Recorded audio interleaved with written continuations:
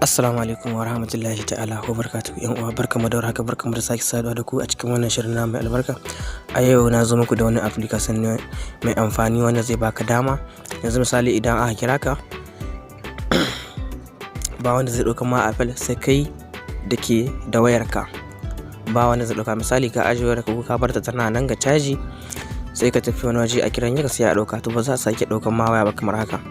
Wannan application zai baka dama kuma ba za a yi amfani da wifi ka ba, ba za a yi amfani da bluetooth ɗinka ba, duk waɗannan za ka kira kai duk wani application da ke cikin wayarka ba za a yi amfani da shi ba in ba da uzurinka ba, in ba da izininka ba. Wannan application dai za ku shiga cikin Play Store ku ɗauko shi, dake mun ɗauko shi mun ajiye shi a wayarmu, za ku gan shi gashi nan saman abin bakin wayarmu. Gashi nan zan rubuta muku sunan shi saman screen ɗin wayata.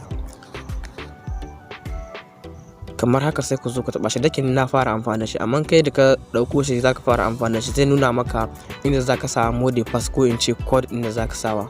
Sai ka sa shi, in ka sa code ɗin wanda kake so mai kyau, wanda ka san ba kowa ne ga iya yadda shi ba, sai ka zan nuna maka sake sawa, sai ka sake sawa, sai ya kai ka cikin application ɗin.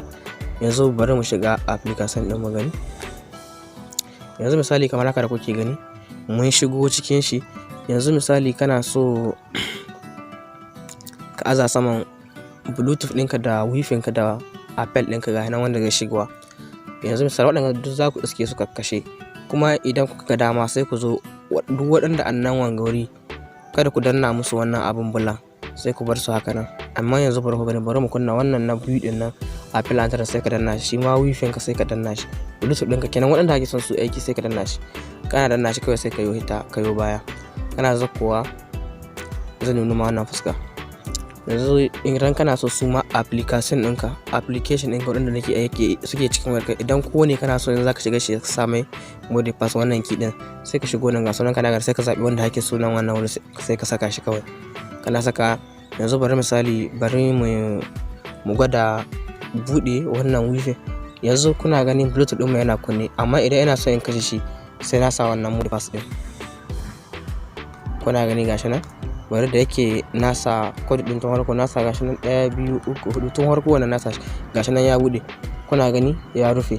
Shi ma wannan wifi idan kuna so ku kashe shi, kun gani ya nuna muku code, sai ku shiga code din da kuka saka tun farko sai ku sa ku hidda shi, kuna gani ko. To haka apple ɗinka idan ya shigo ba wanda zai ɗaukan mashi, sai dai kai da ka sa shi sai ka hidda code din da ka sa sannan ka ɗauki apple, kenan ba wanda zai ɗauka ma apple. Wannan application yana da matukar amfani, saboda yanzu kana ganin mutum yana nan ya ajiye waya ta sai a kiran shi ɗauka, baka san kowa ne ya kira shi ba sai ka ɗauka mai waya. Kaga application ɗin zai baka dama ka adana kayanka yadda kake so. Kada ku manta ku yi mana subscribing da alamar ƙararrawa ku danna ta, sannan ku yi mana like ku share zuwa ƴan uwanku su ma domin su amfana. Anan ne zan ce muku wassalamu alaikum wa rahmatullahi ta'ala wa barakatuh.